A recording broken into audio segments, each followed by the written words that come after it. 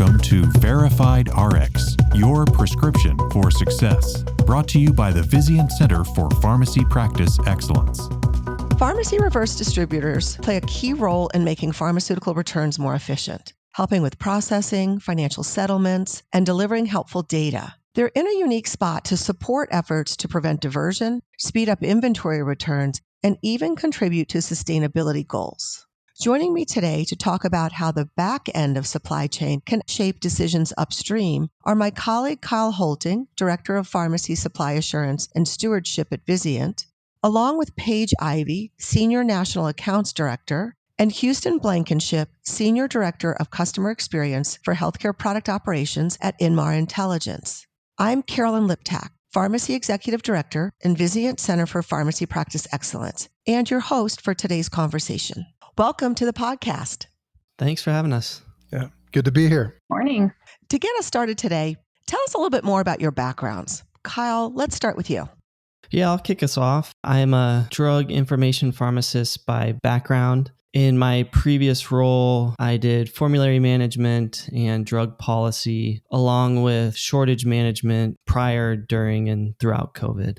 I've been with Vizient just a little over 4 years now. My role here at Vizient is broad, but it focuses mainly on drug shortages. I lead our internal shortage surveillance and readiness team, which is an internal group focused on communicating, identifying, and acting on drug shortages to best position our membership. And then additionally, I lead our member drug shortage mitigation group, which consists of 11 health systems across the nation. We meet every few weeks to discuss what's new, what's worse regarding drug shortages, and then putting together those mitigation strategies that we have available. And then lastly, I maintain and update our essential medications list. That's me in a nutshell. Thanks, Kyle. Let's hear from Paige. I actually started my time with Inmar originally in early 2012 on the retail side. I did leave for a few years and went to Clorox Healthcare, where I was working with infection prevention and all sorts of fun things on that side of the world. But I came back to Inmar beginning of 2018 on the hospital side of our business. So I work very closely with Vizient. My team and I, we support Vizient as well as all of your membership and help facilitate the hundreds of millions of units that we process annually with our team of over 100 members that come in and provide those reverse distribution services. I dabble in a lot of things, wear a lot of hats, but happy to be on the hospital side and supporting Vizient and all of your needs. Houston, can you tell us a little bit more about your background? Certainly. I started 23 years ago next month in June with a little startup company called EXP. And the primary function of that company was reverse distribution in hospital pharmacies. And so literally I was a rep that had a car driving around West Texas and southern New Mexico, working with hospitals to do their reverse distribution. That company was acquired about 10 years ago by Inmar. And about a year and a half ago, I came onto our product team. So I do a lot of work talking with customers across the country about the products we have and the products that we need to work on and go find. Yeah, that's great. Kyle, can you walk us through how the pharmaceutical supply chain works and how everything is interconnected? When we think about the supply chain, you often think of the manufacturer and then the hospital, retail, pharmacy, or clinic where the medication ends up. But there's a lot in between. Our suppliers of our active pharmaceutical ingredients, the suppliers of the vials, the syringes, all of that componentry, they ship that to our manufacturers. Our manufacturers then get that in the correct formulation. Fill to finish is a term you often hear. And then it can go through additional repackaging, or it can go to our primary or secondary wholesalers from that standpoint. And then it will get to our hospitals, our retail pharmacies, and our clinics to be administered to a patient, or it will go to a reverse distributor. Most folks may have heard of a reverse distributor, don't know exactly what it entails and what they do. That's why we're so excited to have Inmar on today to really give us that full, broad view of the supply chain. There's often a lot of focus on the front end of the supply chain, specifically thinking about drug shortages, its resiliency, its redundancy, redundancy and its quality at the supplier level. At Vizient, we're taking that full view of the supply chain and we're looking at the end as well. And the end is either patient administration or going through our reverse distribution. And it's something that we're focused on in 2025. And this partnership with Inmar has provided a lot of really interesting insights into that topic. Thanks, Kyle. I think that really sets the stage for today's conversation. Paige and Houston, can you share how reverse distribution specifically supports pharmacy operations? Sure. I can't speak for every reverse distributor out in the market. Utilizing Inmar for reverse distribution has many advantages for pharmacies, as well as we also have our wholesaler and manufacturer client. First, we're seeking credit for that wasted product, such as expired and recalled products. Another thing is we're helping ensure expired and recalled products are disposed of properly, so maintaining that full regulatory compliance piece. Protecting patient safety is huge, so ensuring expired medications that they're removed and it's preventing the risk of accidental administration to patients. We also stay current with manufacturer policies to ensure that we're maximizing credit recovery and minimizing that financial loss for the pharmacies. Reporting something that we work hard on ensuring that our members have full capabilities into our reporting. So they're tracking the returns, monitoring credit recovery, looking at that operational efficiency improvement they can have. And then lastly, if you're on top of scheduling your regular expired medication pickups, it helps free up that shelf space. It keeps inventory accurate and up to date. And then it just helps with that administration or that administrative burden as well on that pharmacy staff. There is a lot about reverse distribution that is so important, and it's not talked about a lot. As Kyle said, a lot of focus is on everything else except for this back end piece of the puzzles. Houston, I mentioned a lot. Do you have anything to add? Yeah, a lot of times reverse distribution's the afterthought. It's that corner of a pharmacy, usually the dark corner way far away where they go put expired stuff or things that go off formulary, even recalls. What Inmar provides to that pharmacy is not having to deal with that. Go focus on your patients, put that stuff in the corner. We come in, it's very much a white glove service. We package it all up. We document the controlled substances. That's probably the most important thing we do is ensure we're inventorying, counting, and reporting to the pharmacy those controlled substances and then getting that out of the walls of the hospital. It's a great story because it's millions of doses of controlled substances alone that we get outside the walls of that hospital. Recalls, often that is combined with expired meds. Just really cool that we get that out of the walls. We facilitate that return. And then once it gets to our facility, we're documenting everything that came in. So there's complete tracking cradle to grave of what happens to each item, which is a really cool story. Houston, do you have any specific stories? We could go on forever on this. One good story to give the view of how expired meds and reverse distribution is looked at sometimes is often you'll find a Snickers wrapper in the expired meds bin in a pharmacy. And what I try to convey to our hospital customers and contacts is that box could be worth $10,000. Yes, this is the expired box. This is where you want to quarantine it. But the more pristine that product is and the better treated and handled it is, it can be an absolute revenue generator for a pharmacy. Hospitals alone, it's hundreds of millions of dollars that are generated back from the manufacturers in forms of credit to the pharmacies. I often say, I know this looks like a waste bin, but it's really not. That box could be $10,000. The Snickers wrappers need to go in the trash. Yeah. For your high value product, the more packaging you can keep with it, the more pristine it is, the greater chance you'll have of credit recovery. The manufacturers want to tell you they have a return policy. If you don't use this, we'll credit you back. What they don't tell you is all the hurdles you got to jump over and the barbed wire you got to crawl under to get there. It's not uncommon to get a returns goods policy from a manufacturer, and it's 30 pages in 5-point font. It is not fun to go through that. And thus why you want a company like Inmar to maintain those policy databases and ensure that we are aligning with those policies to get that credit back. There is a lot of hurdles that you got to jump over to get there. And that's what's cool about Inmar. Essentially, that is our KFC recipe, that policy engine to maximize that credit back to our customers. Yeah, you make a great point, Houston. Thanks. From what I understand, these are all great services, but the data that comes from reverse distribution can offer some great insights for pharmacy leaders, especially when it comes to the back end of inventory management. Houston, what kind of information can pharmacies take away from those reports?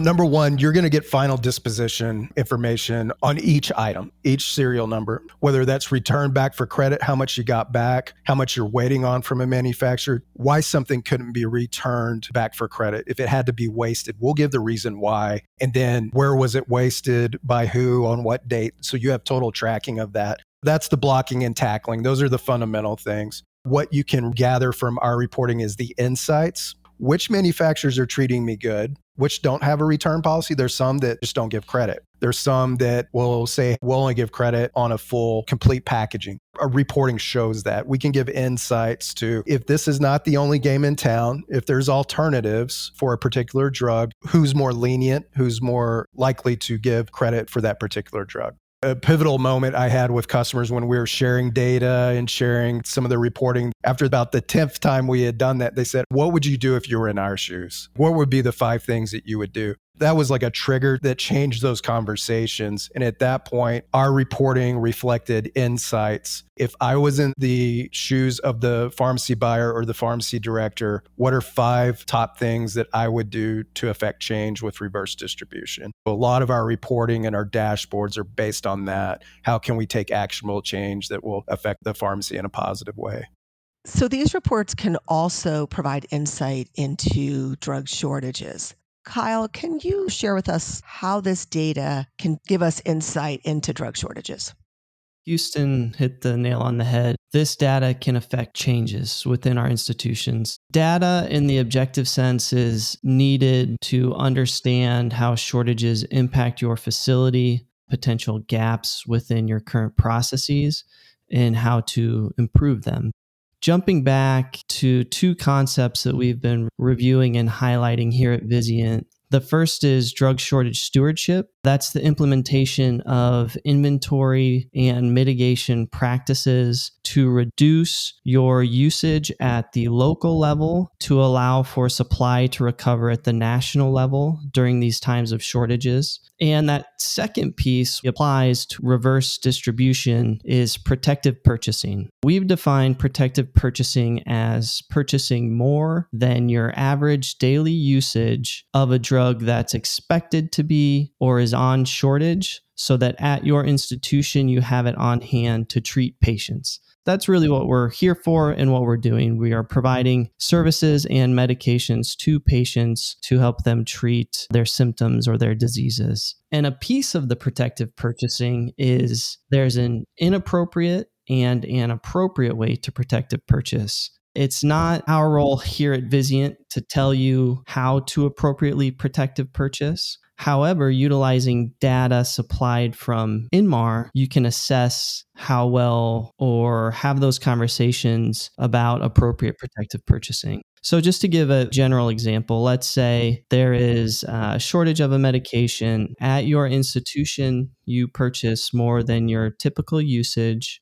The shortage resolves, and a year later, you realize that you are expiring a significant chunk of that inventory. That tells you we potentially overpurchased. We purchased a product that could have been used elsewhere at another facility to treat a patient. And you can use this objective data to have those conversations internally to look at demand planning needs, and to assess how you should be appropriately protective purchasing at your institution. We've been so focused on the upstream of the supply chain, but now let's use the data from the very end of the supply chain to understand how they're potentially impacting shortages at the end of the supply chain. Thanks, Kyle. Houston, can you share a little bit about Inmar's role when it comes to this insight into drug shortages? My awareness with drug shortages, which I described way back when, I would do the service events for Inmar for reverse distribution. I remember going to a surgery center, which the meds were usually in a closet. If you had a little bit more room, that was a rarity. I go to do the reverse distribution service at this surgery center. And this was at the time of the Michael Jackson death, and propofol was all in the news. We're going to go work on the expired meds. And they take me to a patient room that they had isolated. I walked in and there was propofol cases stacked to the ceiling in this room. And I thought, well, that's really odd because I heard this is on shortage and there is such an abundant supply in this little surgery center. And that's when my radar went off. Okay, what's going on here? If I fast forward to ASHP 2 years ago, I went into a meeting with Vizient, filling in for Paige, and there's this guy there named Kyle, and he starts talking about drug shortages. And we start talking during this meeting, and I believe your boss and my bosses, Kyle, were like, well, they stopped talking so we can get to other business. And that's where this started generating this discussion that we've had here for the last year and a half, which has just been tremendous. In terms of the capabilities, what Inmar has, just about 85% of the pharmacies or the expired medications in the country, they come through Inmar. So we have a vast amount of data that is coming in every day. We're talking literally truckloads that unload at our facility. We can see as we process that what is coming through. We have the ability, if something goes on shortage, to see across the country what's coming through that expires. And then when something goes off shortage, it's off that shortage list. We can see what's coming in there as well. Are there spikes? Were people doing the protective purchasing? From a reverse distribution standpoint, having the ability with that many clients sending stuff back through us, we can get granular in what is coming back. Great. Paige, did you have anything you wanted to add? Yeah. So one thing I have to add is I've been looking into protective purchasing and waste received for a while now. As you mentioned, Houston, 2.5 years ago at ASHP, we started these conversations. We really do have to appropriately assess the need or the product can end up in the waste streams. As a reverse distributor, this is probably going to be crazy to hear, but we don't want those products ending up with us. We really want those products used for patients. We're in this boat together, and we really want to make sure that we are allowing the industry to utilize this data and to make the right purchasing decisions. That's why we're here today, because we're passionate about ensuring that happens as well. You make a really good point. Kyle, are there any go-to resources for those wanting to explore more on stewardship and protective purchases? There are. We'll put this in the show notes. A recently released AJHP article specifically highlights what drug shortage stewardship and protective purchasing is and are, and how it's important to you at your facility. Additionally, we have released last year a drug shortage key performance indicator white paper. With that, we had participants from 49 of the 50 states in the US. We have been managing and mitigating shortages for the last 2 or 3 decades now, and there had not been any standard KPIs specific to drug shortages. That is now available. You can use that information to identify objective data that you should be tracking at your institutions to advocate for financial resources at the C-suite and executive leadership level, as well as highlight all the work that you are doing within your pharmacies to manage and mitigate these shortages. It takes an extreme amount of time and expertise, and we want to make sure that we're highlighting that to our leaders. And then lastly, I want to highlight our essential medications list. Vizient has been publishing this since 2020. In our last revamped list, released last October, we've included a demand planning section as well as a market resiliency score column. With these two pieces, along with your data from your reverse distributors, such as Inmar, you can have those protective purchasing conversations, ensuring that your drug shortage stewardship principles are implemented at your institutions and you have the right amount of stock on hand when you need it. We are really just pushing the idea that when a drug shortage occurs, all of that product should be being used to treat patients. None of it should go unused because that's a patient who potentially wasn't treated with the appropriate care. And that's why we want to highlight the importance of the end of the supply chain just as much as the beginning of the supply chain. And more tons of great hospital customers, health system customers. When we go and ask them if there was a magic wand and you could have a pain point to be fixed by Inmar, the top 2 topics, first one is always drug shortage. It's something that we're focused on in terms of development. We want to help. You go in a pharmacy, the drug shortage whiteboard, you see it all the time. This is a space we want to play in, and we love any feedback here from customers. This has been a really good conversation, a really important one. Before we close today, is there anything we didn't cover that any of you would like to add for our listeners? We're very grateful for this opportunity to be here today. The supply chain is extremely delicate, especially when patient lives are at risk. From an Inmar standpoint, we're extremely optimistic about the future of leveraging the data, working together to combat these drug shortages and all of the other industry initiatives that are high focus right now. Let me add one thing, talking about reverse distribution. Sometimes that's the stepchild you don't think about, right? The box is back in the corner, but I will tell a story about a recall. I had a director of pharmacy who was going to be deposed because the system was being sued. It was the heparin recall several years ago. And he said, hey, is there any way that you have documentation that we sent this drug back to you guys, through you guys? And went back, pulled it. We had lot number detail. We had the expiration date detail. And sure enough, he had sent that through Inmar. We marked it as a recall when it came through our facility, and we're able to give him that documentation. That's an example of the power that reverse distribution can do for pharmacy staff in terms of insights on drug shortage. One thing that I would probably do if I was a system director in terms of drug shortage with reverse distribution reports from Inmar Intelligence, I would look at all my facilities underneath me. What came through? Was there particular sites that might have held on to some stuff? Because you could probably get a good gauge of what's being held on to a little bit longer than it should. That would be a suggestion. If somebody asked me, hey, what's a step I could take today with the data that I have? That is an important next step. Well, thank you, Kyle and Paige and Houston, our guest speakers from Inmar, for joining us today to share your thoughts and your insights. It's been great chatting with you. Join us for more Verified RX podcasts. Subscribe today. Like us. Send us your comments. We'd love to hear from you. Verified RX is a prescription for success and is brought to you by the Vizient Center for Pharmacy Practice Excellence. Thanks for listening.